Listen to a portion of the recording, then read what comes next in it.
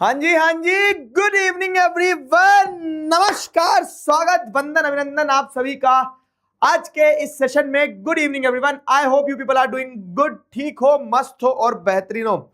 कैसे हो मेरे दोस्त? आ जाओ, गुलू गुलू कर दूं मैं तुम्हें। Welcome welcome welcome welcome to the session. आज हमारे पास में चैप्टर जो sectors of the Indian economy है उसी को आगे बढ़ाएंगे। कल की क्लास में, कल बीते हुए कल की क्लास में हमने एक टॉपिक उठा लिया था, और वो टॉपिक क्या था?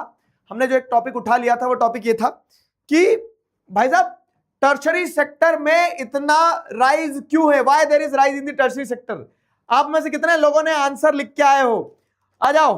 तो ऑल थ्री मस्केटर्स, पोपलू और पोपू पांडा और पिकाजू दी ओजी, तो सारे लोग क्लास में आ चुके हैं। आशा करता हूं कि तुम लोग भी क्लास में आ गए हो। अप्पू हाथी दूर से ही सूंडे उठा रहा है और सारे बच्चों को मैं दिखाई और सुनाई दे रहा हूं। Welcome welcome welcome welcome to the class. फटाफट चैट में बता दो, am I audible and visible? क्यों भाई?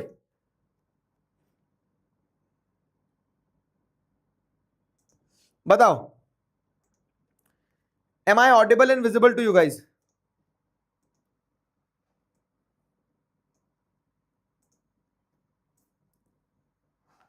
बढ़िया। तो अभी तक जितना पढ़ा उतना समझ में आ गया?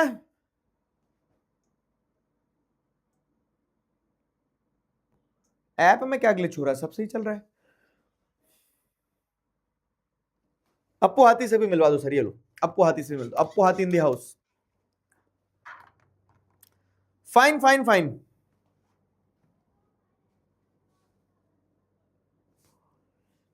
क्लियर है?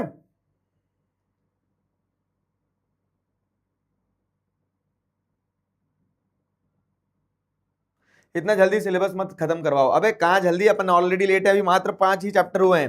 अक्टूबर तक सिलेबस कंप्लीट करो, उसके बाद में रिवीजन वगैरह भी तो होगा, फिर अभय भी तो आएगा, तो सारी चीजें करने को बहुत कुछ है। लेकिन इंपॉर्टेंट ये कि पहले एक बार सिलेबस अच्छे से पूरा डिटेल में पढ़ लो, ठीक है? तो हियर वी गो। एक बार रिकैप दे दूं मैं आपको। तो हमने sectors of the Indian economy में तीनों सेक्टर, प्राइमरी, सेकेंडरी, टर्शरी देखा था। रुक जाओ यार जरा, बाहर बीच में आ रहा है। तीनों सेक्टर कैसे इंटरडिपेंडेंट है वो देखा था। फिर उसके बाद क्वेश्चंस करे। क्वेश्चंस करने के बाद में हम कहां गए? हमने ये देखा कि how do we compare three sectors. तो हम value of final goods and services लेते हैं। दादी नमस्ते। इंटरमीडिएट गुड्स की वैल्यू ऑलरेडी इंक्लूडेड होती है फाइनल गुड्स एंड सर्विसेज की वैल्यू में।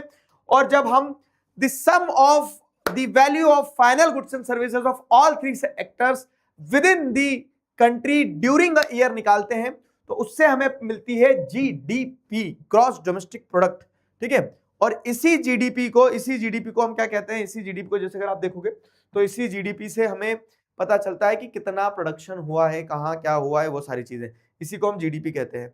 फाइन। अब जीडीपी में जैसे आप देखोगे तो एक हिस्टोरिकल चेंज इन सेक्टर्स आपको देखने को मिलता है कि इनिशियली सब प्राइमरी सेक्टर में डोमिनेट करते थे, फिर सेकेंडरी सेक्टर में गया और फिर टर्शरी सेक्टर में। डेवलप्ड कंट्रीज में टर्शरी सेक्टर डेवलप्ड रहता है। क्वेश्चंस किए, क्वेश्चंस करने के बाद में अब हम आ गए थे इस पार्ट पे कि primary, secondary, tertiary sector in India. India में क्या स्थिति है? क्या इंडिया में भी ऐसे ही सिमिलर शिफ्ट हुआ है, प्राइमरी से सेकेंडरी, सेकेंडरी से टर्शरी, या फिर कुछ और हुआ है?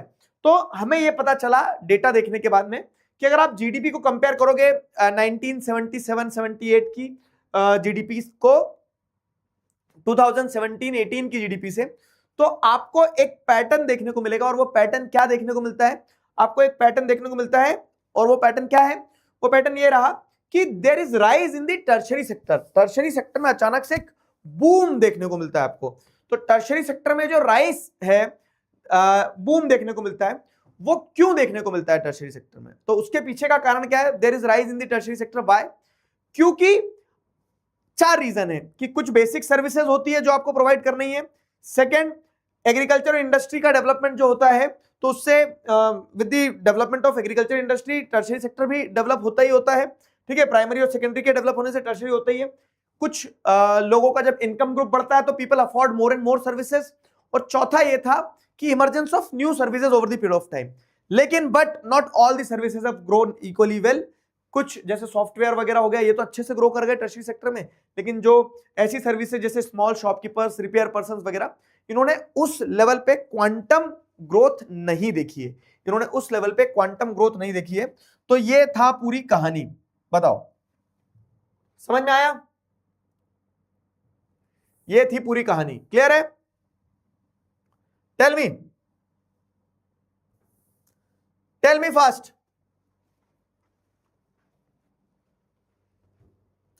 क्लियर हो गया? यहां तक क्लियर हुआ?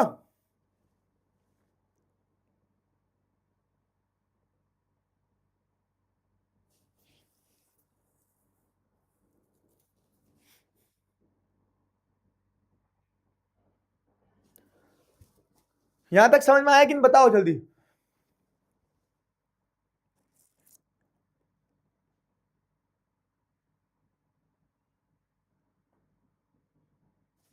Clear clear clear.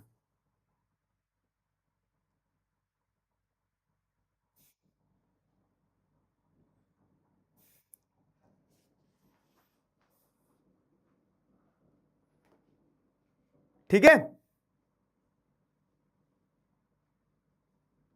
पीवाईक्यू से रिवाइज करना सही होता क्या? हाँ,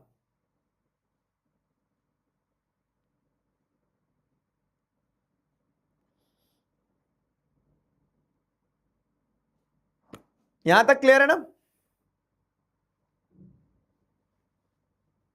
चलो, तो अब आगे बढ़ते हैं, आगे की कहानी की तरफ चलते हैं। क्या है आगे की कहानी?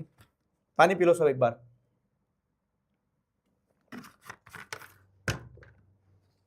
इसी बात पे जल पी लीजिए। जल पी लीजिए वाली दीदी कहाँ है? पानी कौन पिलाएगा तुम्हें अगर जल पी लीजिए वाली दीदी नहीं होगी तो?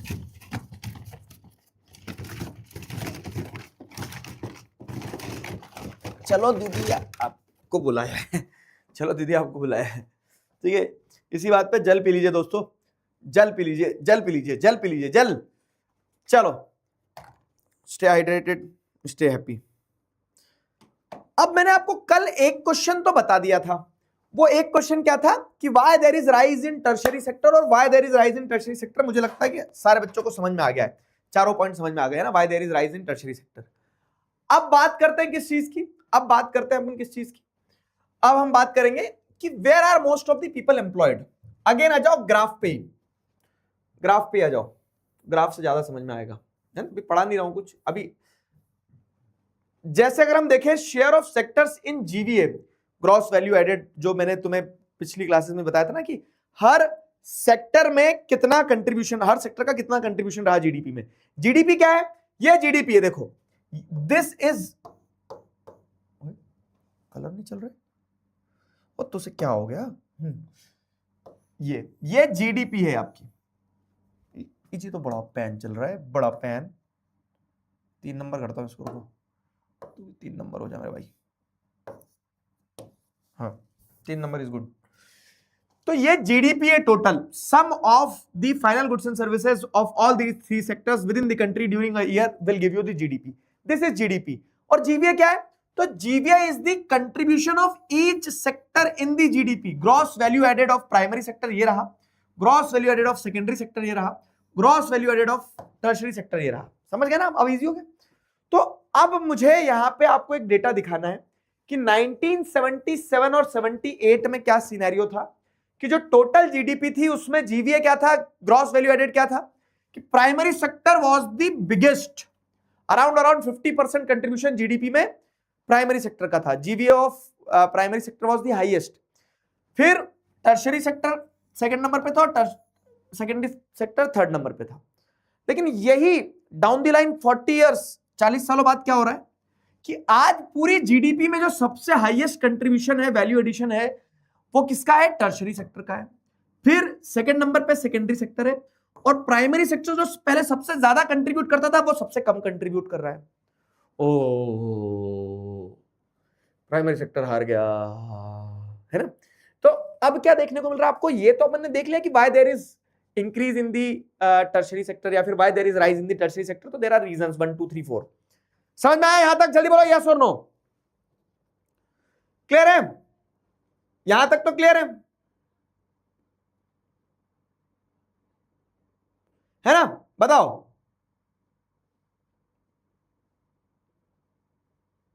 चैट प्राइवेट है ताकि तुम आपस में बात ना करो, उधर ध्यान दो, उधर ध्यान दो, मार दूंगा मुक्का जोर से। आप क्लियर है? सन ऑफ सरदार भी देख ली, वेरी गुड। अब लेकिन ये तो हमें पिछले क्वेश्चन में भी समझ में आ गया था, but the problem lies here. अभी मैं पढ़ा कुछ नहीं रहा हूं, मैं सिर्फ ग्राफ से आपको एनालाइज करवा रहा हूं, but the problem lies here. क्या है जो ग्राफ, अगला ग्राफ है ग्राफ 3, ये क्या दर्शाता है? This graph shows the share of sectors in employment. Share of sectors in employment देखना है आपको।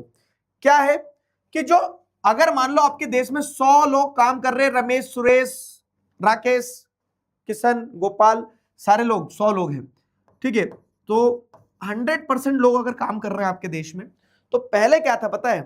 पहले सबसे ज्यादा कंट्रीब्यूशन प्राइमरी सेक्टर का था, तो ऑब्वियस है कि सबसे ज्यादा लोग भी प्राइमरी सेक्टर में काम करेंगे। पहले out of the 100 people 71 people were working in primary sector. Share of the sectors in employment, employment में सबसे ज्यादा किस सेक्टर में कौन कहां काम करता है, ठीक है। फिर 11% लोग काम करते थे सेकेंडरी सेक्टर में और 18% लोग काम करते थे टर्शियरी सेक्टर में, पहले, सबसे पहले, ठीक है। कब? 1977-78 में। अब आज क्या होना चाहिए? आज क्या होना चाहिए? तो आज जैसे अगर आप देखोगे, मतलब 2017-18 की स्थिति देखोगे, तो अब टर्शियरी सेक्टर हाईएस्ट कंट्रीब्यूटर है जीडीपी में, जीवी of tertiary sector is highest. तो कायदे से क्या होना चाहिए कि सबसे ज्यादा काम लोग टर्शियरी सेक्टर में करना चाहिए। But the question is this similar shift is not seen in the share of employment. Employment में आपको वो सिमिलर शिफ्ट देखने को नहीं मिला, जो शिफ्ट कहां हुआ था, जो शिफ्ट जीडीपी में हुआ है। और यही एक बड़ा क्वेश्चन बनता है। क्या क्या बड़ा क्वेश्चन बनता है कि आज अगर आप देखोगे तो आज 44% लोग जो है वो कहां काम कर रहे हैं? प्राइमरी सेक्टर में काम कर रहे हैं, डिस्पाइट द फैक्ट कि प्राइमरी सेक्टर का कंट्रीब्यूशन सबसे कम है एम्प्लॉयमेंट उसमें, जीडीपी में, लेकिन प्राइमरी सेक्टर का एम्प्लॉयमेंट में कंट्रीब्यूशन आज भी सबसे ज्यादा है। दिखा कंट्रास्ट? दिखा कंट्रास्ट क्या है कि यहां सबसे कम कंट्रीब्यूशन हो गया है प्राइमरी सेक्टर का, लेकिन एम्प्लॉयमेंट में आज भी लोग प्राइमरी सेक्टर में काम कर रहे हैं। क्या काम कर रहे हो आप लोग? क्या काम कर रहे हो? जीडीपी में कंट्रीब्यूशन क्यों नहीं बढ़ा आपका? ठीक है, वहीं पे आप दूसरी तरफ देखोगे तो सेकेंडरी सेक्टर का कंट्रीब्यूशन सेकंड नंबर पे है, सेकेंडरी इज ऑलवेज सेकंड, ठीक है। और टर्शरी सेक्टर जो कि लार्जेस्ट कंट्रीब्यूटर है इन जीडीपी, लेकिन एम्प्लॉयमेंट में टर्शरी सेक्टर मात्र 31% लोग काम कर रहे हैं, ठीक है। एम्प्लॉयमेंट में 31% लोग ही काम कर रहे हैं, लेकिन जीडीपी में अगर आप देखोगे तो जीडीपी में शेयर टर्शरी सेक्टर का is the highest, it's more than 50% GDP में कंट्रीब्यूशन है टर्शरी सेक्टर का। तो अब क्वेश्चन यही आता है, कि where are most of the people employed, ठीक है। दो सवाल बनते हैं यहां पे भी कि why most of the people employed in, why most of the people, why most of the people are employed in primary sector।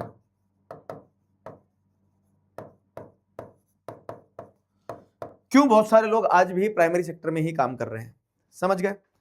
why most of the people are employed in primary sector, बताओ जल्दी। Clear है?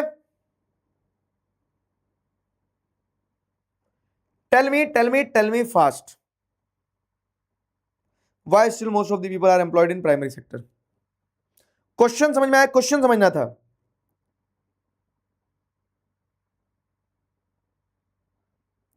बताओ sir, graph reading are more important. Yes, graph से तो आपको समझ में आएगा कि क्वेश्चन क्या है। क्लियर हुआ? मैंने बहुत आराम से धीरे धीरे गाड़ी आगे बढ़ा के आपको समझाया है। आज चैप्टर का अंत नहीं है, अभी तो चैप्टर चलेगा। यस और नो?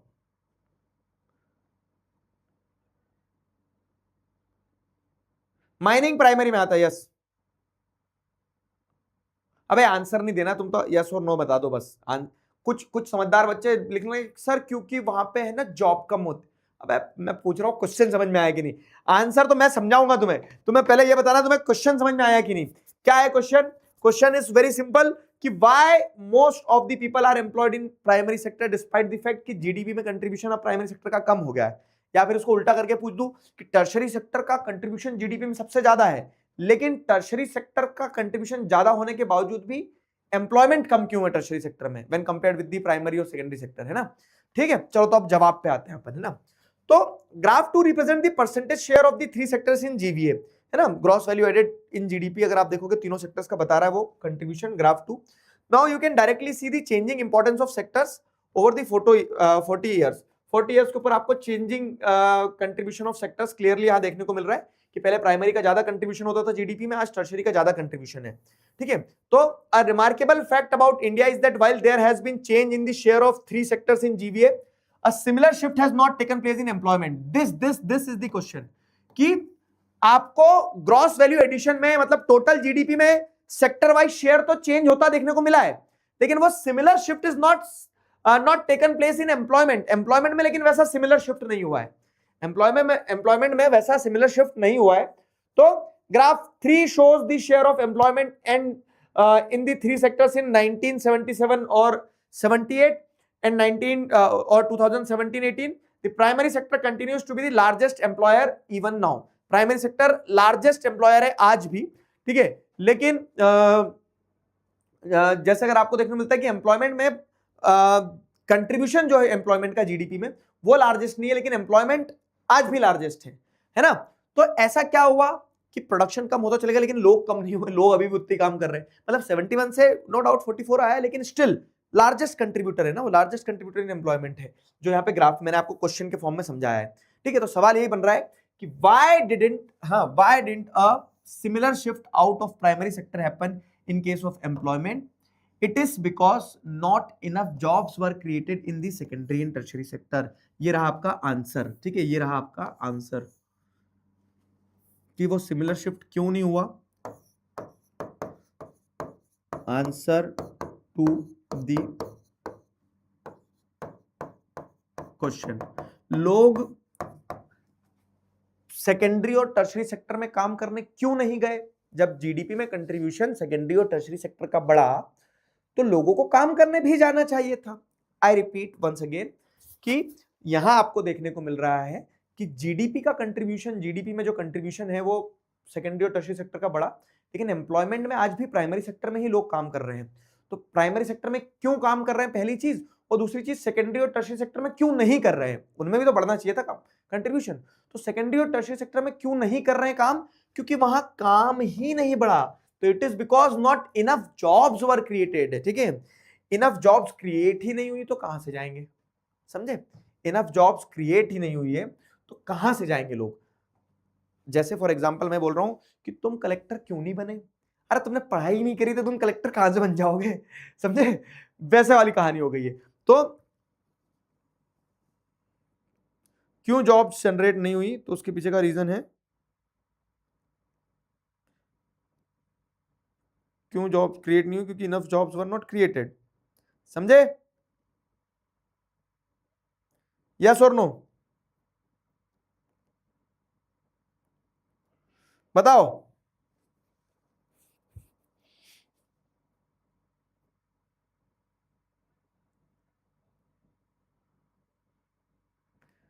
क्लियर हुआ।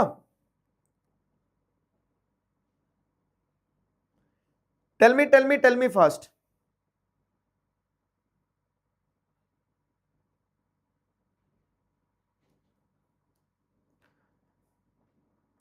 अब आप कैसे बोल सकते हो सर कि जॉब्स क्रिएट नहीं हुई है, हा? आपको क्या पता, तो हम फैक्ट्स के बेसिस पे बोलेंगे। फाइन, फैक्ट्स देखते हैं अब। यहां तक समझ में आया, आंसर टू द क्वेश्चन समझ में आया। क्वेश्चन लिखने के बाद क्वेश्चन मार्क लगाने की आदत गंदी हो गई है। कैसे, तो देखो यहां पे अब समझ में आएगा। अभी ये वाले क्वेश्चन नहीं ले रहे हम 2 मिनट के लिए, पहले टॉपिक समझते हैं। इवन दो, है ना, तो आंसर क्या जाएगा आपका, देखो। Even though industrial output or the production of goods went up more than 9 times during the period, तो ये 40 सालों में हुआ क्या ना कि जीडीपी में जो पहले सेकेंडरी सेक्टर का कंट्रीब्यूशन था, मतलब इंडस्ट्रियल आउटपुट की हम बात कर रहे हैं, तो वो 9 गुना बढ़ा है। अगर मान लो पहले सेकेंडरी सेक्टर 1 रुपया कमाता था तो अब सेकेंडरी सेक्टर 9 रुपए कमाएगा। लेकिन अगर हम एम्प्लॉयमेंट की बात करें तो employment in industry went up by around 3 times only. तो पहले अगर 1 लोग काम करते तो अब 3 लोग काम कर रहे हैं। तो ओवरऑल जैसे अगर आप देखोगे तो ओवरऑल जितना प्रोडक्शन बढ़ा है उतना एम्प्लॉयमेंट नहीं बढ़ा है ना, क्योंकि उतनी जॉब्स ही क्रिएट नहीं हुई है। तो प्रोडक्शन 9 टाइम्स हुआ सेकेंडरी सेक्टर का, लेकिन एम्प्लॉयमेंट 3 टाइम्स ही हुआ। The same applies to the tertiary sector also. Tertiary sector में क्या हो रहा है कि टर्शरी सेक्टर का प्रोडक्शन जो है, सर्विस सेक्टर का प्रोडक्शन जो है, इट रोज बाय 14 टाइम्स। पहले अगर सर्विस सेक्टर 1 रुपया कमाता था तो अब सर्विस सेक्टर में 14 रुपए कमाए जा रहे हैं, but the employment in the service sector rose around 5 times only, ठीक है। लेकिन एम्प्लॉयमेंट उतना नहीं बढ़ा कि 14 गुना प्रोडक्शन तो बढ़ गया, पैसा तो बढ़ गया टर्शियरी सेक्टर में, लेकिन रोजगार मात्र कितना बढ़ा, 5 टाइम्स ही बढ़ा, तो 5 गुना ही बढ़ा। तो इसका प्रपोर्शन जो है, तो इस प्रपोर्शन में, जिस प्रपोर्शन में जीडीपी में growth in terms of value हुई है, उस प्रपोर्शन में growth in terms of employment नहीं हुई है। क्यों? क्योंकि not sufficient jobs were created, काम जनरेट ही नहीं हुआ। मतलब एक ही आदमी ने क्या किया, ज्यादा कंट्रीब्यूशन कर दिया, या फिर कह सकते हैं कि सर्विस सेक्टर में कोई काम कर रहा था तो उसने पैसा तो खूब कमाया, लेकिन उसने जॉब्स ज्यादा क्रिएट नहीं करी, ऐसा। ठीक है, तो एज अ रिजल्ट आपको क्या देखने को मिलता है कि more than half of the workers in country are still working in the primary sector. तो जो प्राइमरी सेक्टर में काम कर रहे थे वो प्राइमरी सेक्टर में काम कर रहे हैं, लेकिन प्राइमरी सेक्टर में उतना पैसा नहीं बढ़ा, लोग काम करते रह गए। खेती में, जैसे आपको मैं एक चीज बताता हूं, हमारे देश का किसान जो है, हमारे देश का किसान हमारे भारत की नींव है। एक चीज समझना मेरे दोस्त, अभी ये जो पूरा मिडिल ईस्ट में क्राइसिस डेवलप हुए थे, तेल नहीं मिल रहा था, तो आपको क्या देखने को मिला था कि महंगाई कैसे बढ़ना शुरू हो गई है। क्यों? क्योंकि हम तेल बाहर से बुलाते हैं। शुक्र मनाओ कि हम खाने की जो फसल है, जो फ्रूट्स हैं, सब्जियां हैं, अनाज है, वो हमारे देश का किसान खुद अपने देश में उगा लेता है। अगर ये बाहर से बुलाने की नौबत आ गई ना, तो सोचो क्या स्थिति होती है। ठीक है, तो हमें ये देखना होगा कि हमारे देश की नींव जो है वो हमारा किसान है। बट मतलब बड़ा दुखद है ये क्या, कि उस किसान, 40 साल का एक डेटा मैं आपके सामने दिखा रहा हूं, उस किसान ने किसान majority of people are working in the primary sector today also, कि आज भी लोग खेती में ही काम कर रहे हैं, लेकिन खेती से प्रोडक्शन बहुत ज्यादा नहीं बढ़ा है। ठीक है, ओवरऑल प्रोडक्शन बढ़ा है, लेकिन वो उस प्रोपोर्शन में नहीं बढ़ा जिस प्रोपोर्शन में सर्विसेज या फिर टर्शियरी सेक्टर या फिर सेकेंडरी सेक्टर ग्रो कर रहा है। समझे? तो प्रॉब्लम यही है कि more than half of the workers in country are still working in the primary sector, mainly in agriculture sector, producing only about 1/6 of GVA. तो जो चीज कंट्री के जीडीपी में मात्र 1/6 प्रोड्यूस कर रही है, 1/6 कंट्रीब्यूशन दे रही है, ठीक है, उस चीज में लगभग 50% लोग काम कर रहे हैं। तो इसी चीज को क्या बोलेंगे पर अंडर एम्प्लॉयमेंट बोलते हैं। ठीक है, तो लेकिन इसी के कंट्रास्ट में अगर आप देखोगे तो सेकेंडरी सेक्टर और टर्शियरी सेक्टर में क्या हो रहा है, जो secondary sector and tertiary sector produces the rest of the produce, मतलब बचा हुआ 5/6, ठीक है, 5/6 पोर्शन जो है वो सेकेंडरी और टर्शियरी सेक्टर प्रोड्यूस कर रही है, ठीक है, जीडीपी में, और वहां पे less than half of the people employed है, less than half of the people employed है। मतलब 18% के अराउंड जीडीपी का कंट्रीब्यूशन जिस सेक्टर में, उसमें 50% लोग काम कर रहे हैं, और बाकी का बचा हुआ पूरा का पूरा 82% जिस सेक्टर से आ रहा है, उस सेक्टर में मात्र, मतलब उस सेक्टर में भी मात्र आधे लोग ही काम कर रहे हैं। ठीक है, देश के आधे लोग 82% ऑफ द इकोनॉमी में कंट्रीब्यूट कर रहे हैं, और देश के आधे लोग मात्र 18% में कंट्रीब्यूट कर रहे हैं। ये विडंबना है। ठीक है, ये विडंबना है, समझे? तो this does not mean that the workers in agriculture, does this mean that the workers in agriculture are not producing as much as they could? फिर क्वेश्चन नहीं आ रहा है कि अगर 50% लोग काम कर रहे हैं, लेकिन वो जीडीपी में कंट्रीब्यूट मात्र 15-18% ही कर रहे हैं, 1/6 ही कर रहे हैं, तो क्या वो फुल पोटेंशियल पे काम नहीं कर रहे हैं? क्वेश्चन समझ में आया? क्या वो फुल पोटेंशियल पे काम नहीं कर रहे हैं? सवाल ये है कि जी हाँ, वहां पे चैलेंजेस हैं, people are not fully employed, under employed है। अंडर एम्प्लॉयमेंट का एक और टर्म है डिस्गाइज अनएम्प्लॉयमेंट। ठीक है, तो what does it mean? It means that more people are working than required, या फिर people are not working up to their full potential. समझे? बताओ, यहां तक समझ में आया कि हमने सवाल सिंपल उठाया था कि वाई दी सिमिलर शिफ्ट, कि जीडीपी में जैसा शिफ्ट हुआ वैसा एम्प्लॉयमेंट में क्यों नहीं हुआ? तो उसका पहला कारण तो हमें समझ में आया कि सेकेंडरी और टर्शियरी सेक्टर ने सफिशिएंट जॉब्स ही जनरेट नहीं करी है ना। 9 गुना ग्रोथ हुई है लेकिन जॉब्स 3 गुना है, 14 गुना ग्रोथ हुई है लेकिन जॉब्स 5 गुना ही है। समझे? समझे कि नहीं समझे? क्लियर है? अबे बीच क्लास में हॉर्स राइडिंग मत लाए, घोड़ा चढ़ा दूंगा तुम्हारे ऊपर।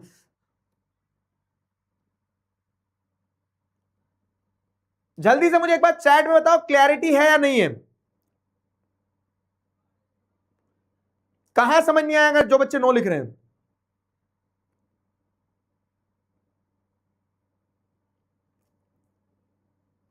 जल्दी जल्दी बताओ। डिस्गाइज एम्प्लॉयमेंट अनएम्प्लॉयमेंट समझा दो। अभी समझाऊंगा ना, पहले ये क्वेश्चन यहां तक तो समझो कि हमारे सामने सवाल ये था कि why there is not a similar shift which we have seen in the GDP the similar shift is not there in employment. तो व्हाई इज दिस सो? वैसा ही सिमिलर शिफ्ट एम्प्लॉयमेंट में क्यों नहीं हुआ, ये सवाल था। क्लियर है?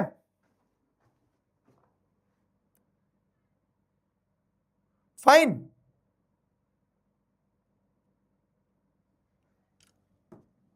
बताओ।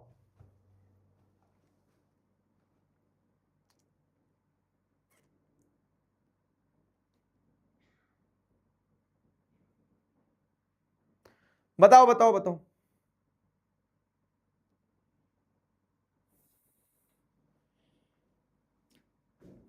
हाँ, तो सिमिलर शिफ्ट इसलिए क्योंकि जॉब जनरेट नहीं हुई, और दूसरी चीज क्या, इसका मतलब ये भी हो गया कि जब आपको पता लग रहा है कि देश का आधा हिस्सा एग्रीकल्चर सेक्टर में, प्राइमरी सेक्टर में काम कर रहा है, लेकिन वो कंट्रीब्यूट मात्र 1/6 ही कर रहा है, 15-18% के आसपास ही कंट्रीब्यूट कर रहा है, तो क्या वो पूरी तरह से काम नहीं कर रहे हैं? ठीक है, तो what it means that there are more people in agriculture than is necessary. Agriculture sector में, प्राइमरी सेक्टर में जब 50% जनसंख्या काम करके मात्र 16% ही कंट्रीब्यूट कर रही है, तो या तो फुल पोटेंशियल पे काम नहीं कर रहे, या फिर जितने लोग चाहिए नहीं उससे ज्यादा काम कर रहे हैं वहां, है ना? तो यहां पे हम देखेंगे तो so even if you move a few people out of the production, if you move a few people out, production will not be affected. In other words, workers in agriculture sector are under employed. ये term पकड़ लो। जैसे इसका एक example देता हूं मैं आपको, एक अच्छा एग्जांपल देता हूं कि भाई साहब क्या था ना, एक खेत था, ठीक है, एक खेत था। अब एक खेत पे क्या होता है, एक खेत पे पापा, पापा के भाई, पापा के और छोटे भाई, और पापा के एक और छोटे भाई, ठीक है, चारों भाई भाई खेत पे काम कर रहे थे। अब वो चारों भाई खेत पे काम कर रहे थे और खेती से प्रोडक्शन होता था, मान लो 1 लाख रुपए का, ठीक है, खेती से प्रोडक्शन होता था 1 लाख रुपए का। अब होता क्या था, पापा तो मेहनती होते ना, पिता तो वो होते हैं कि जिनकी छाया में हमें कभी एहसास ही नहीं होता है कि धूप क्या होती है। तो पापा को जैसे अगर आप यहाँ देखोगे तो पापा तो क्या कर रहे थे, पापा तो काम कर रहे थे, और पापा के भाई भी काम कर रहे थे। लेकिन अब क्या होता था कि पापा तो चले जाते थे काम पे, मेहनत करते थे। अब वो भाइयों के प्रति भी पापा का ऐसा प्रेम रहता है क्या कि वो अपने भाइयों को अपने बच्चों से कम नहीं मानते। तो उनने बोला कि तुम बैठ जाओ, मैं कर लूंगा, लाओ गड्ढा खोदना मैं खोद दूंगा, लाओ पानी देना मैं पानी दे दूंगा। लेकिन अब घर से टिफिन जब बंद के आता था तो चारों भाई के लिए आता था, ऐसा नहीं कि इनको बाकी भाइयों को खाना नहीं देना है, इनको भी खाना देना है। लेकिन मैं तुम्हें बताना क्या चाह रहा हूं कि ये बैठ के अगर खेत पे पत्थर भी ऐसे ऐसे फेंकते रहेंगे तो भी खेत में उतना ही प्रोड्यूस होना, क्योंकि पापा तो उतनी मेहनत करेंगे, हम थोड़ी ना करेंगे। तो अगर मान लो कि ये 3 भाई जो हैं, 3 भाई को शहर पहुंचा दिया जाए कि तुम पढ़ो लिखो जाओ, कलेक्टर बनो, डॉक्टर बनो, लॉयर बनो, जो भी बनना है वो बनो, ठीक है, तो भी खेती का प्रोडक्शन अफेक्ट नहीं होगा, पापा अकेले भी उतना ही प्रोड्यूस करते हैं। लेकिन अभी क्या हो रहा है, घर से निकलेंगे तो चारों भाई साथ में निकलेंगे, तो चारों भाई साथ में निकलेंगे तो क्या बोल देंगे कि चारों काम पे जा रहे हैं, समझ में आया, चारों काम पे जा रहे हैं। But what is the reality? Reality is कि these 3 are not employed, they are under employed. देखने में दिख रहा है कि काम पे गए, लेकिन वो काम कर क्या रहे हैं, उस काम से अगर वो काम कर रहे होते तो 4 लाख की फसल प्रोड्यूस होना चाहिए थी, लेकिन उनको हटा दोगे तो भी उतना ही प्रोडक्शन रहना है और उनको रखोगे तो भी उतना ही प्रोडक्शन होना है। तो इस केस में हम क्या बोलेंगे कि 3 people over here are under employed. ये 3 लोग जो है अंडर एम्प्लॉयड है। अगर आप इन्हें किसी और काम में डाल दो, किसी को टर्शरी सेक्टर में डाल दिया, सेकेंडरी सेक्टर में डाल दिया, तो वहां पे जरूर वो कुछ 4 पैसा कमा लेंगे, लेकिन यहां पे उनका प्रोडक्शन उतना ही रहना है। तो यही प्रॉब्लम है कि खेती में आज भी इतने सारे लोग हैं लेकिन प्रोडक्शन कम है। क्यों? क्योंकि जो इतने सारे लोग हैं, इतने सारे लोगों में से, ठीक है, बहुत सारे लोग हैं, वो जरूरी ही नहीं है लेकिन वो वहां पे है, ठीक है। अगर आप क्या करोगे, if you remove a few people out, production will not be affected. अगर कुछ लोगों को हटा भी दोगे तो प्रोडक्शन प्रभावित नहीं होगा, ठीक है।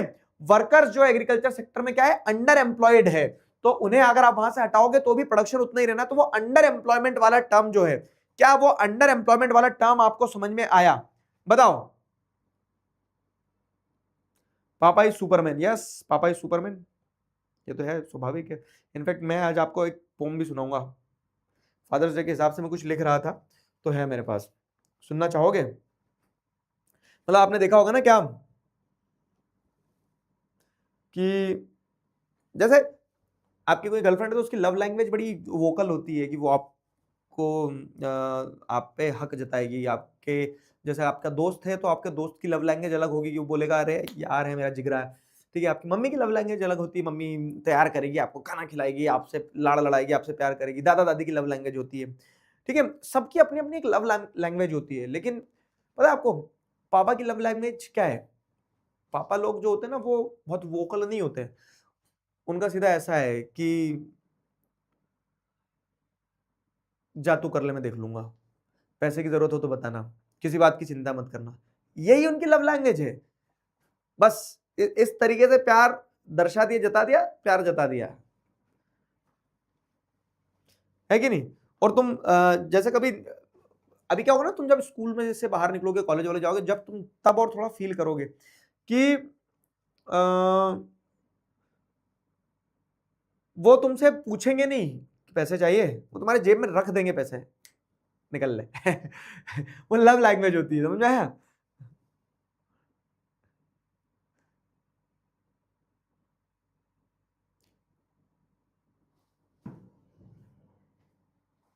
मतलब हम में से कितने ही लोग जो हैं, तो हमारे सपने जो है, हमारे सपने कहीं ना कहीं क्या होते हैं ना,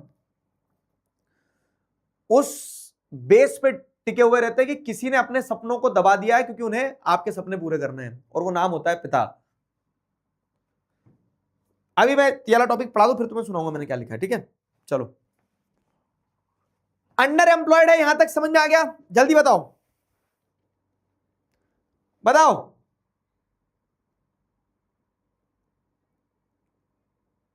क्लियर है? अबे रोनाल्डो इधर आ जा।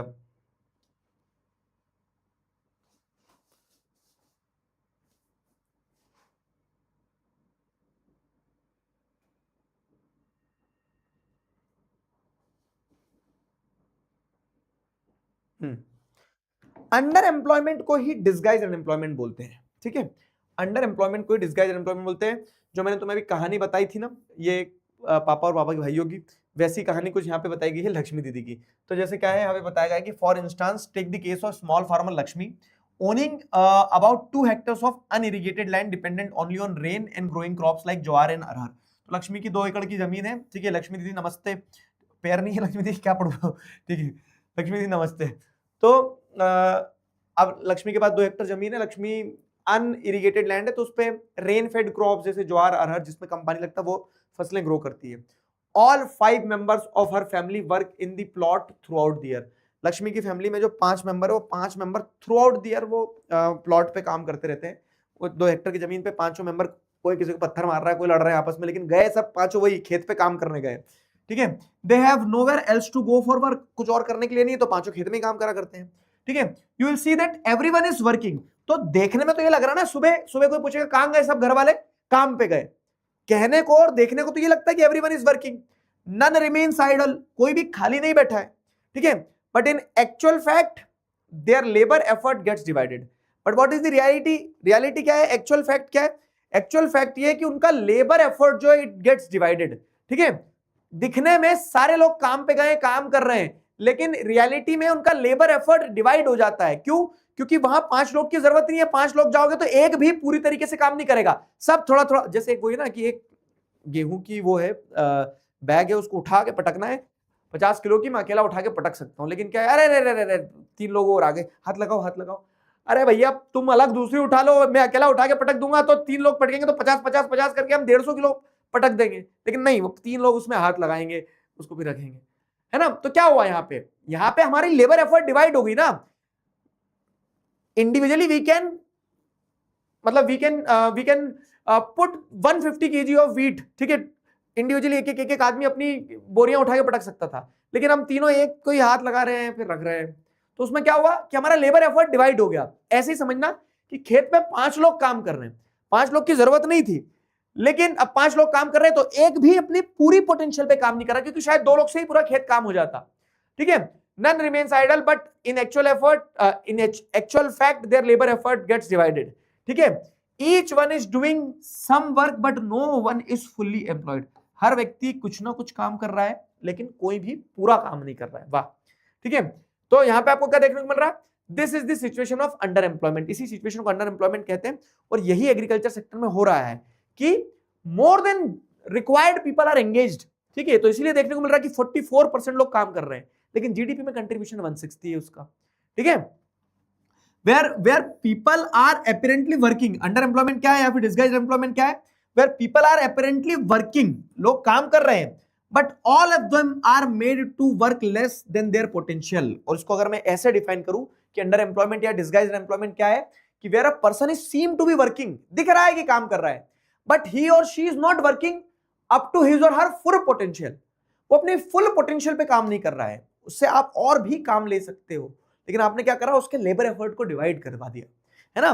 तो where people are apparently working, where people are seem to be working, काम करते दिख रहे हैं, but all of them are made to work less than their potential, this kind of employment is known as disguised employment. ठीक है, this type of employment is under employment, is hidden in contrast to someone who does not have a job and is clearly visible as unemployed। एक व्यक्ति घर में बैठा है, PUBG खेल रहा है, क्लियर कट दिख रहा है कि बेरोजगार है ये, ठीक है, तो वो तो बेरोजगार उसको बोल देंगे हम, लेकिन यहां पे आप इनको बेरोजगार भी नहीं बोल सकते अंडर एम्प्लॉयड लोगों को। क्यों? काम पे तो जा रहे हैं, सुबह से घर से तो निकल गए काम पे, but they are not clearly employed. ठीक है, तो इसीलिए उसे अंडर एम्प्लॉयमेंट कहा जाता है। Hence it is also called disguised unemployment, इसी को डिसगाइज्ड अनएम्प्लॉयमेंट भी कहा जाता है। समझे कि नहीं समझे?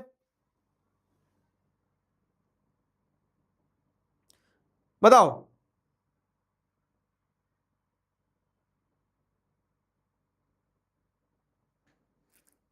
ठीक है, समझ में आया? क्लियर हुआ?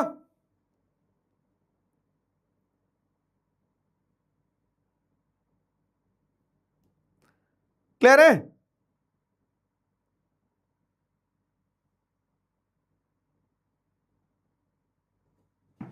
लक्ष्मी जी के ऊपर क्वेश्चन आएगा क्या? हाँ, लक्ष्मी जी के ऊपर क्वेश्चन आएगा।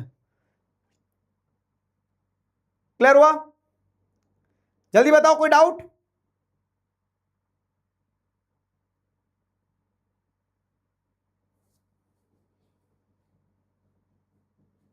क्लियर है? अरे फा मत करो। अरहर क्या होता है ना, अरहर, अरहर मतलब तुअर की फसल होती है। अरहर यानी तुअर की फसल, अरहर यानी तुअर की फसल, तुअर की दाल होती जो वो।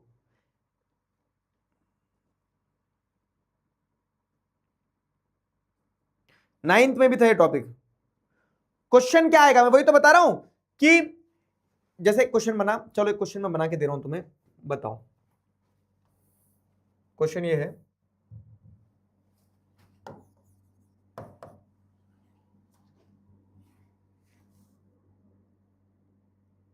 In India, in India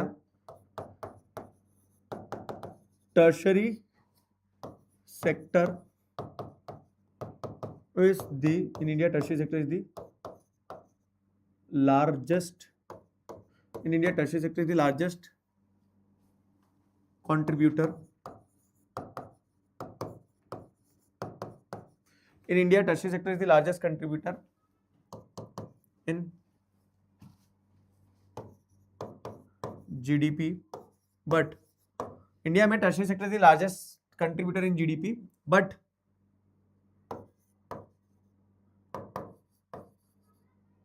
primary sector provides employment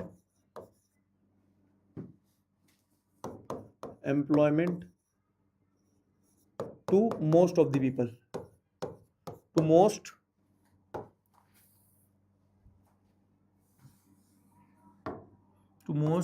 of the people, है ना। क्वेश्चन है, एक्सप्लेन दिस कंट्रास्ट,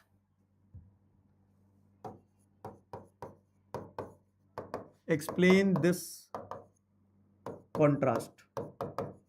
कंट्रास्ट समझते हो ना कि ये अजीब चीज क्यों है ना, मतलब अलग एकदम अपोजिट कैसे हो गया कंट्रास्ट। तो प्राइमरी सेक्टर में और टर्शियरी सेक्टर का जीडीपी में सबसे ज्यादा कंट्रीब्यूशन, लेकिन लोग प्राइमरी सेक्टर में काम कर रहे हैं। क्यों? क्योंकि टर्शियरी और सेकेंडरी सेक्टर ने जॉब जनरेट नहीं करी, और प्राइमरी सेक्टर में जो लोग काम कर रहे हैं तो they are not working up to their full potential, they are under employed. समझ में आया? तो अंडर एम्प्लॉयमेंट के बारे में लिखना है आपको। क्लियर है? वो लोग अंडर एम्प्लॉयड है तो आपको उस अंडर एम्प्लॉयमेंट के बारे में लिखना है। इज दैट क्लियर और नॉट? फटाफट से बता दो जरा, जल्दी बताओ। आया समझ में?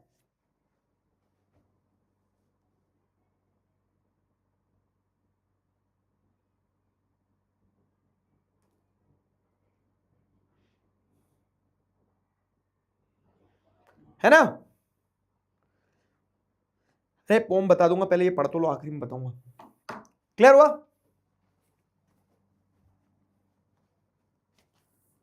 क्लियर है? ठीक है, तो हम वही लक्ष्मी के केस को अगर आप देखोगे तो आपको वही देखने को मिलेगा कि लक्ष्मी की फैमिली भी अंडर एम्प्लॉयड में, क्योंकि 5 लोगों के पास जरूरत नहीं, लेकिन 5 लोग काम कर रहे हैं, तो वो अंडर एम्प्लॉयमेंट, उसको डिसगाइज्ड अनएम्प्लॉयमेंट कहेंगे हम।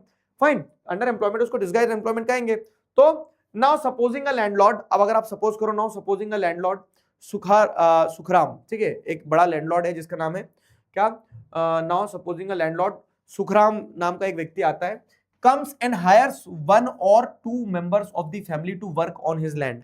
ठीक है, अगर सुखराम आता है और सुखराम 1 या 2 लोगों को हायर कर लेता है कि आओ तुम खेत पे काम करना, है ना। Now supposing a landlord Sukhram comes and hires 1 or 2 members of the family to work on his land।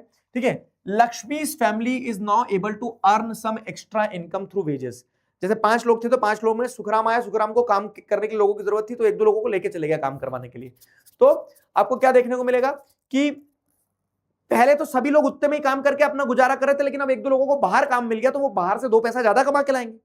तो now the family is able to earn some extra income through wages. उस फैमिली ने अब कुछ एक्स्ट्रा इनकम अर्न कर ली through wages. ठीक है, पैसों के मामले में कुछ 2 पैसा 4 पैसा उन्होंने ज्यादा कमा लिया। Since you do not need 5 people to look after that small plot, 2 people moving out does not affect production on their farm. 2 लोग चले भी गए तो प्रोडक्शन अफेक्ट नहीं हो रहा है फार्म का, लेकिन फार्म पे क्या हो रहा है, मतलब उनकी टोटल फैमिली में क्या हो रहा है, इनकम बढ़ गई है ना। 3 लोग भी उतना ही काम करेंगे, उतना ही प्रोडक्शन निकाल के लाएंगे। 2 लोग बाहर चले गए तो वो 2 लोग बाहर से 2 पैसा ज्यादा तो लाएंगे। ठीक है, in the above example 2 people में move to work in the factory, once again the earning of the family would increase and they would also continue to produce as much from as their land। ठीक है, और अगर इसमें 5 में से 2 को और हटा दोगे, अकेले लक्ष्मी भी उतनी खेती संभाल सकती थी। क्यों? क्योंकि मैं बोलता रहा हूं कि पीपल आर अंडर एम्प्लॉयड, वहां जरूरत ही नहीं है। और लेकिन अगर 2 लोग बाहर और निकाल दोगे तो वो कहीं फैक्ट्री में काम करेंगे तो वहां से वो और इनकम इंक्रीज करेंगे। ठीक है, लेकिन प्रोडक्शन जो है अफेक्ट नहीं होता है। क्यों? प्रोडक्शन कब अफेक्ट होगा? जब मान लो कि अगर काम है सच में, तब लोग कम करोगे तो प्रोडक्शन अफेक्ट होगा, लेकिन काम ही नहीं है, वहां अनइरिगेटेड लैंड है, ना पानी देना है ना कुछ करना है, सिर्फ फसल लगाना है। फसल लगा के वहां बैठ के ऐसा थोड़ी बोलोगे ताली बजाओगे बड़े हो जाओ बेटा, अपने आप ग्रो करेगी वो, तो समझे। तो वही है, उसी कंटेक्स्ट में there are lakhs of farmers like Lakshmi in India. This means that even if we remove a lot of people from agriculture sector and provide them with proper work elsewhere, agriculture production will not suffer. ठीक है, agriculture production किसी तरह suffer नहीं होगा। The incomes of the people who take up other work would increase the total family income, है ना। तो क्या हो रहा है, कहानी ये हो रही है कि जैसे अगर मैं आपको बताया कि 44% लोग जो है 44% लोग प्राइमरी सेक्टर में काम कर रहे हैं, तो इस 44 में से अगर मान लो आप 22% लोगों को निकाल भी दोगे वहां से और इनको किसी और काम में एंगेज कर दोगे, तो किसी और काम में जाएंगे तो वहां तो वो पैसा कमाएंगी। और ये 22% लोग भी अगर काम करेंगे तो भी प्रोडक्शन उतना ही रहना है। क्यों? क्योंकि most of the people in agriculture sector, lakhs of farmers in the agriculture sector are under employed. ठीक है, समझे कि नहीं समझे? बताओ।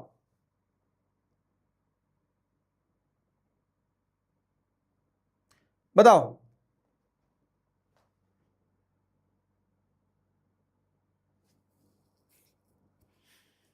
क्लियर हुआ?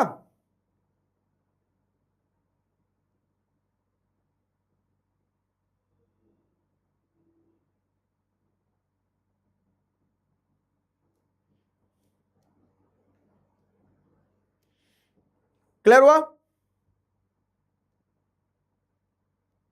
यस, समझ गए ना? अरे पापा के मगरमच्छ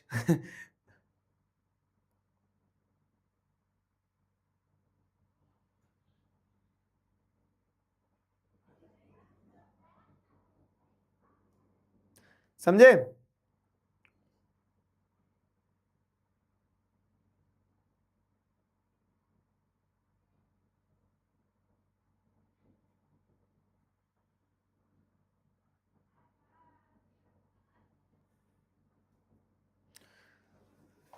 कहानी सुना दो, मतलब पोएम सुना दो। कहानी नहीं है, पोएम है। यहां तक समझ में आया? क्या होगा ना कि जिस इंसान ने तुम्हें सबसे पहले चलना सिखाया होगा, वही एक इंसान एक दिन क्या करेगा ना, उसके कदम धीरे धीरे चलने लगेंगे। और यही जीवन का सबसे कठिन मगर यही सच है। और जिस दिन तुम्हें ऐसा लगने लगता ना कि अब तुम्हें अपने पिता की चिंता करना पड़ रही है, उस दिन समझ लेना कि तुम्हारा बचपन खत्म हो गया है और उनका बुढ़ापा शुरू हो गया है, या फिर रोल्स अब रिवर्स होने वाले हैं। तो मतलब बड़ा ही नारियल के किस्म का रिश्ता होता है एक बेटे और एक पिता के बीच में, कि बाहर से बहुत सख्त, अंदर से बहुत नरम। एक्सप्रेस नहीं होता ना वो, मतलब आप देखो माँ के ऊपर कितना लिखा गया है यार, है ना। माँ के हिस्से सारे कवि चले गए, सारी कहानियां चली गई, सारी कविताएं चली गई। पिता के हिस्से क्या गया? पिता के हिस्से गया वो चुपके से कंसर्न जो पिता शो करते हैं ना, कि एक ऐसी ढाल बन जाना जिस ढाल में आपको समझ में आएगा कि दिखेगा कुछ नहीं कि कौन कर रहा है, लेकिन वो पिता करता है सब कुछ। मतलब ऐसा कहा जाता है क्या कि 9 महीने तक क्या है कि माँ ने कोख में रखा है बच्चे को, तो 9 महीने तक पिता ने भी ढोया है अपने थॉट्स में उस बच्चे को। क्यों? क्योंकि हर दिन ये चिंता रहती थी कि जब आपकी माँ प्रेग्नेंट हुई होगी तो कैसे प्रेगनेंसी का खर्चा जुटाना है, कैसे जच्चा बच्चा दोनों की हेल्थ सही रहे, कैसे उनका ध्यान रखना है। तो अगर माँ ने 9 महीने तक कोख में ढोया है, तो पिता ने भी 9 महीने तक अपने दिमाग में, मस्तिष्क में आपको ढोया है कि एक जान है नन्ही सी जो पल रही है। तो सबका अपना अपना कंट्रीब्यूशन रहता है, ठीक है। बस हुआ ये कि माँ सारे क्रेडिट ले गई, पिता बोलते ना बैक स्टेज पे बिहाइंड दी कर्टन एफर्ट्स लगाते रह गए। मतलब ऐसा नहीं है कि मम्मी के लिए वो नहीं है, लेकिन दोनों का अपना अपना रोल है। हाँ,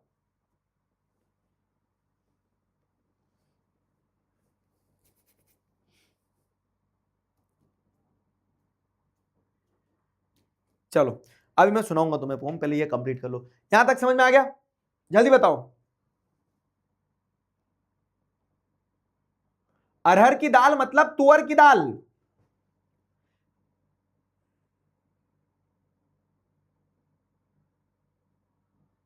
क्लियर हुआ? लक्ष्मी, लक्ष्मी कौन है? लक्ष्मी इस चैप्टर की एक कैरेक्टर, इमेजिनरी कैरेक्टर। फोटो दिखाई दे तुम्हें? अंडर एम्प्लॉयड का मतलब when a person is seem to be working but he और she is not working up to full potential. ठीक है, अपेरेंटली पर्सन इज मतलब is seen to be working, वो दिख रहा है कि काम कर रहा है, but they are not working up to their full potential. और भी काम किया जा सकता है, करवाया जा सकता है उनसे। ठीक है, दिस यहां पे जाओ। This under employment can also happen in other sector. देखो under employment mainly agriculture sector में आपको देखने को मिलता है, लेकिन अंडर एम्प्लॉयमेंट जो है दूसरे सेक्टर्स में भी देखने को मिल सकता है, ऐसा नहीं है। For example, there are thousands of casual workers in the service sector in the urban areas who search for daily employment. They are employed as painters, plumbers, repair person and other doing odd jobs. Many of them don't find work every day. Similarly, we see other people of the service sector on the streets pushing a cart or selling something. They selling something where they may spend the whole day but earn a very little. है ना? तो under employment आपको दूसरे sectors में भी देखने को मिलेगा। जैसे एग्रीकल्चर सेक्टर में क्लियरली विजिबल है, लेकिन अब बहुत सारे कैजुअल वर्कर्स होते हैं। जैसे मैं तुम्हें एक एग्जांपल देता हूं, आपने सामने फील किया होगा कि जो ऐसे चौराहे वगैरह होते हैं ना शहर में कहीं पे, जहां पे लेबर आके खड़ी होती है, लेबर आके खड़ी हो गई, फिर पैर धोने तो बैठ जाते हैं, बैठ के पत्ते खेल रहे हैं, तंबाकू खा रहे हैं। वो घर से निकले थे काम करने के लिए, किस उम्मीद में कि वहां जाएंगे, चौराहे पे बैठेंगे तो कुछ काम मिल जाएगा, लेकिन पूरा दिन निकल जाता है, काम नहीं मिलता है। तो ऐसी स्थिति में आपको क्या देखने को मिल रहा है कि their potential is being wasted. They can work, they can earn, but काम नहीं मिला तो काम नहीं किया, लेकिन ह्यूमन रिसोर्स तो वेस्ट गया ना। तो ये भी क्या है? ये भी एक तरह का अंडर एम्प्लॉयमेंट है, समझ में आया? ये भी एक तरह का अंडर एम्प्लॉयमेंट है, where people are seem to be working but they are not working up to their full potential. ठीक है, निकले घर से थे, तेल लगा के एकदम कंगी वंगी करके काम पे जा रहा हूं बेटा, लेकिन काम ही नहीं मिला तो उनका दिन तो वेस्ट हो गया ना। तो ऐसे आपको क्या देखने को मिल रहा है कि ऐसे पेंटर्स हैं, प्लम्बर्स हैं, रिपेयर पर्सन्स हैं। Fine, similarly we see other people serving in service sector, जैसे जो कार्ट और सेलिंग समथिंग। ठीक है, मतलब वो अपना पूरा दिन बिता देते हैं, लेकिन दे मे नॉट अर्न वेल। ठीक है, तो वो क्या है? वो भी अंडर एम्प्लॉयमेंट है, ये दूसरे सेक्टर्स में भी देखने को मिलता है। They are doing this work because they do not have better opportunity. वो इसलिए कर रहे हैं क्योंकि कुछ और नहीं है करने को, तो ये करते हैं। समझ में आया? यहां तक मेरी बात क्लियर है? यहां तक क्लियर है या नहीं है? तो this is what it is, ठीक है, this is what it is. Clear? समझे नहीं समझे? बताओ।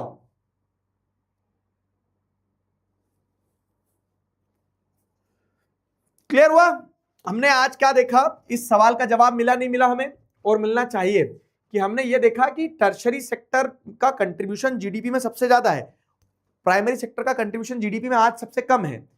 लेकिन similar shift, similar pattern is not observed in terms of the contribution in employment. Employment में आज भी सबसे ज्यादा एम्प्लॉयमेंट में कंट्रीब्यूशन किसका है? एम्प्लॉयमेंट में आज भी सबसे ज्यादा कंट्रीब्यूशन प्राइमरी सेक्टर का ही है। तो why most of the people are still employed in primary sector? क्योंकि सेकेंडरी और टर्शियरी सेक्टर में जॉब जनरेट नहीं हुई है, और दूसरा रीजन कि प्राइमरी सेक्टर में लोग अंडर एम्प्लॉयड है, they are not working up to their full potential. क्या यहां तक क्लियर है चीजें? बताओ।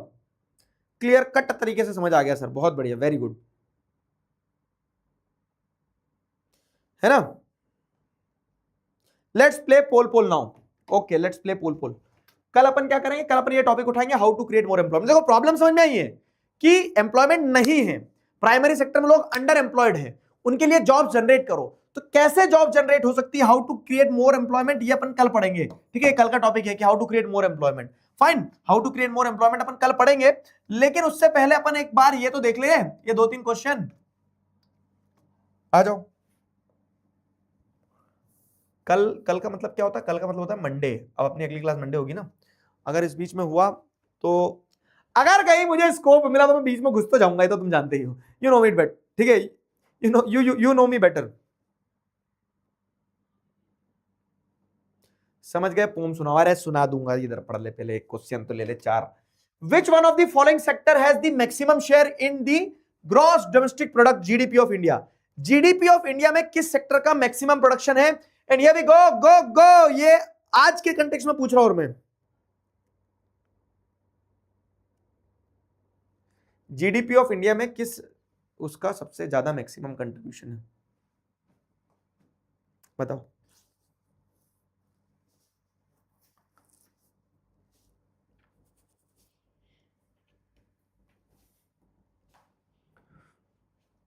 बताओ।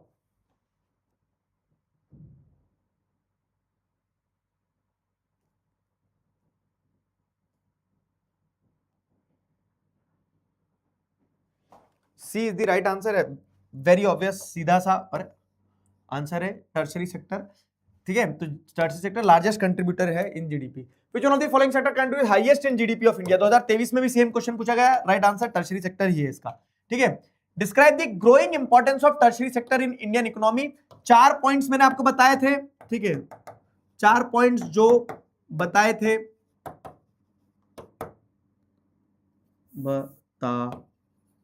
बताए थे, है ना?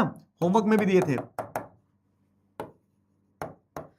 कौन कौन से थे? कि कुछ सर्विसेज, बेसिक सर्विसेज होती है, प्राइमरी सर्विसेज गवर्नमेंट की रिस्पॉन्सिबिलिटी होती है, जैसे हेल्थ एजुकेशन, तो वो ग्रो होगी तो सर्विस सेक्टर ग्रो हो गई। प्राइमरी और सेकेंडरी सेक्टर ग्रो होगा, सन ऑफ सरदार, तो टर्शियरी सेक्टर ग्रो हो गई होगा। तीसरा मैंने आपको बताया था क्या, कि with the rise in income people will prefer to have more and more services, they will pay for it, service sector grow होगा। And the emergence of new services, over the period of time कुछ new services emerge हुई है। तो ये सारी चीजें अपन ने देखी, ठीक है? ये सारी चीजें अपन ने देखी, क्लियर हुआ? चलो, examine the contribution of tertiary sector in Indian economy. क्या है कंट्रीब्यूशन टर्शरी सेक्टर का? लार्जेस्ट कंट्रीब्यूटर है, ठीक है, सर्विस सेक्टर जो होता है। तो मतलब इसमें वही जेनरिक पॉइंट लिख के सेम एज प्रीवियस कर सकते हो, contribution of tertiary sector in Indian economy. तो आप क्या लिखोगे? टर्शरी सेक्टर लार्जेस्ट सेक्टर है इन टर्म्स ऑफ जीडीपी, और उसकी राइज के लार्जेस्ट कंट्रीब्यूशन के पीछे ये कारण है, ठीक है? तो same tertiary sector has pivotal role in economy of country. Support your answer with day to day example. इसमें आप इसको ओपन एंडेड भी रख सकते हो। ओपन एंडेड का मतलब क्या है? कि इसमें आप वैसे भी आंसर लिख सकते हो ओपन एंडेड टाइप से, कि आप डे टू डे लाइफ में क्या देख रहे हो। जैसे आप बताओगे कि transportation becomes an essential part of our life, we can not go from one place to another without the use of transport. Public transport vehicle हो सकते हैं, प्राइवेट व्हीकल्स हो सकते हैं। तो in this sense tertiary sector एक pivotal role, एक important role play करता है। पिविटल मतलब इंपॉर्टेंट। फिर उसके बाद बताओगे आप कि internet which comes under service sector is very essential in day to day working. हम इंटरनेट नहीं होता तो हम और आप ही नहीं होते ना मेरे दोस्त। तो ऐसे करके क्या ना ओपन एंडेड क्वेश्चन भी लिख सकते हो, या फिर आप इसको ऐसे भी शुरू कर सकते हो कि tertiary sector over the period of time rise हुआ उसके पीछे, तो चारों पॉइंट को एक एक उसमें कर सकते हो कि कुछ बेसिक सर्विसेज होती है, प्राइमरी सेकेंडरी की ग्रोथ के साथ में टर्शियरी ग्रो करते ही है। अब उसको डे टू डे एग्जांपल, क्योंकि क्वेश्चन पूछ रहा है तो ऐसे एग्जांपल्स के साथ 5 पॉइंट बनाना पड़ेंगे। ओपन एंडेड है, अपने अपने मन से लिख सकते हो, होमवर्क में लो इसे और लिखना। क्लियर हुआ? Why is tertiary sector becoming important in India, explain. Same 4 points वाला कि वो क्यों इंपॉर्टेंट हो रहा है, क्यों ग्रो हो रहा है। सवाल बहुरूपिया हो रहा है। देखो सवाल अलग अलग तरह से पूछा जाएगा, एक बार नहीं अनेक बार पूछा जाएगा। आपको बस पता होना चाहिए कि पूछना क्या चाह रहा है वो। ठीक है, क्लियर हुआ? बताओ, ये वाला भी क्लियर कर लोगे?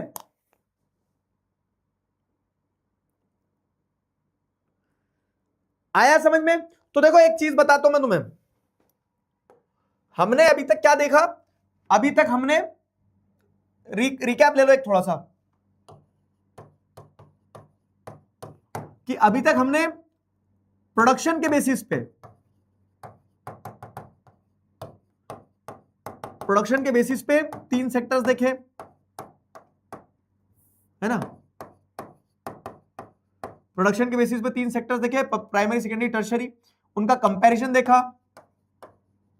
कंपैरिजन में हम वैल्यू निकालते हैं, वैल्यू से हमें जीडीपी पता चलती है, ये सारी चीजें। अब हिस्टोरिकल चेंज ये रहा प्राइमरी सेकेंडरी टर्शियरी। अब इंडिया के केस में क्या हो गया, तो situation in India, situation in India में हमने क्या देखा? 2 एस्पेक्ट्स देखे, 2 क्वेश्चन देखे। Why rise in tertiary sector, और दूसरा why most of the people are employed in primary sector, why most of the people are still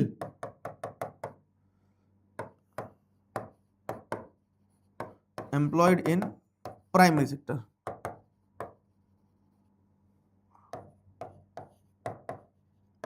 Why most of the people are still employed in primary sector। इतना देख लिया तो हमें ये पता चला है कि जॉब्स की कमी है। तो कल के क्लास में अपन वही पढ़ेंगे, how to create more jobs. ठीक है, how to create more employment, कल की क्लास में अपन वही पढ़ेंगे। समझ गए? क्लियर है ना? क्लियर है? बताओ हाँ, बस बस the class is over now, class is over. आओ लाओ मैं तुम्हें कविता सुनाता हूं। यहां तक समझ में आ गया सबको? Class is over now, you may leave. ये इतना पूरा अपन ने पढ़ लिया यहां तक का। ठीक है, those who want to leave they may leave। Clear हुआ? मैं सुनाता हूं, रुको। रेडी? देखो अगेन मैं बता रहा हूं कि पिता के ऊपर कम लिखा गया है, इसका मतलब ये नहीं कि पिता के लिए लिखा नहीं जा सकता। पिता के लिए अपार रूप से लिखा जा सकता है। क्यों? क्योंकि वो गहरा समंदर है जिसमें हमने कभी डुबकी लगा के देखा ही नहीं, है ना? तो वो पिता है जो अपने हिस्से का गम पीता है और मुस्कुरा के जीता है, वो पिता है। जो बच्चों की खुशी के लिए सारी दुनिया का भार ढोता है, वो पिता है। जो खुद मजबूरियों के चलते पढ़ नहीं पाया मगर तुम्हें पढ़ाता है, वो पिता है। जिसके हिस्से आया दुनिया भर का दुख पर वो तुम्हें खुश रखता है, वो पिता है। जो अपने लिए 10 रुपए खर्च ना करे पर तुम पर लाखों लुटाता है, वो पिता है। जिसका जूता घिस गया है मगर तुम्हें ब्रांडेड जूते पहनाता है, वो पिता है। जो खुद एडजस्ट करके चलता है मगर तुम्हें अप टू डेट रखता है, वो पिता है। जिसने बस इतना कहा, तुम पढ़ो बाकी सब मुझ पर छोड़ दो, वो पिता है। जिसकी हर एक बात में गहरा मतलब होता है, वो पिता है। वो शख्स जो बेटी के विदा होने पर कमरे में चुपचाप रोता है, वो पिता है। जो बेटे के परदेश जाने पर अपने आंसू छिपाता है, वो पिता है। जो बच्चों की ऊंची आवाज पर अपनी आवाज दबा लेता है, वो पिता है। जिसके मन का गम कोई समझ नहीं पाता, वो पिता है। जो ताउम्र दूसरों के लिए कमाता है, वो पिता है। जिसके हिस्से सिर्फ त्याग करना आया वो पिता है जिसने अपना पेट काट कर तुम्हें भविष्य, जिसने अपना पेट काट कर तुम्हारा भविष्य बनाया। वो पिता है जिसे समझकर भी कोई समझ नहीं पाया। वो पिता है। हाँ, मतलब आप छोटे छोटे छोटे छोटे एंगल्स पे अगर देखने की कोशिश करोगे तो यू विल रियलाइज कि मतलब ऐसा है ना कि उन्होंने तुम्हारे लिए क्या नहीं किया। पैदा होने से लगाकर तुम बूढ़े हो जाओगे, तुम पिता बन जाओगे, तब तुम्हें एहसास होगा। वो एक ऐसा फेज रहता है ना कि जब हम बहुत छोटे रहते हैं तो हमें लगता है कि मेरे पापा तो सुपर हीरो है। फिर हम शायद टीनेज में आते तो हमें लगता है कि यार पापा को कुछ ज्यादा ही पड़ी रहती है। फिर तुम्हें ऐसा लगता है, बड़े हो जाते हो, तुम खुद कमाने वाने लगते हो, तुम्हें लगता है कि पापा को कुछ नहीं आता है। फिर एक फेज आएगा जब तुम बाप बनोगे, जब तुम्हें तुम्हारा बेटा उस चश्मे से देखना शुरू करेगा, तब तुम्हें रियलाइज होगा कि यार शायद पापा को कुछ तो पता था। फिर और जब जैसे जैसे समय का अनुभव होगा तब तुम्हें रियलाइज होगा क्या कि पापा को सब कुछ पता था, बस समस्या क्या हो गई कि हम उस समय समझ नहीं पाए। तो फादर्स डे भी आने वाला है, जाना अपने पापा को गले लगाना। It is very difficult to do this. क्या गले लगाना, एक पप्पी देना अगर तुम्हारे में हिम्मत हो गाल पे, और बोलना पापा आई लव यू। इतना कर गए तो तुम जीवन में बहुत कुछ कर जाओगे, क्योंकि इसी चीज की तो हिम्मत चाहिए रहती है